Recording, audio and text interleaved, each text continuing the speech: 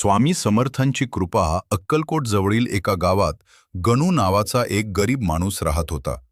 तो रोज मेहनत करायचा, पण त्याच्या घरात नेहमीच पैशांची आणि अन्नाची कमतरता असायची. त्यामुळे तो खूप चिंतेत राहायचा. एक दिवस गावातील एका वृद्धानं त्याला सांगितले, "बाळा, अक्कलकोटला जा आणि स्वामींचं दर्शन घे.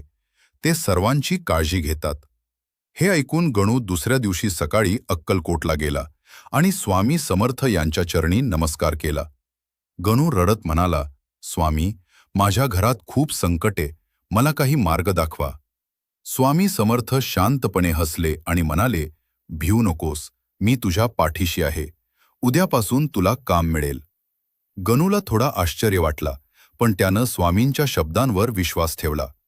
दुसऱ्या दिवशी गावात एक श्रीमंत व्यापारी आला.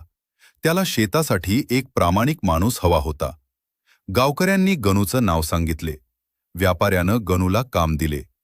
काही महिन्यातच गणूच्या मेहनतीमुळे त्याचे आयुष्य बदलले.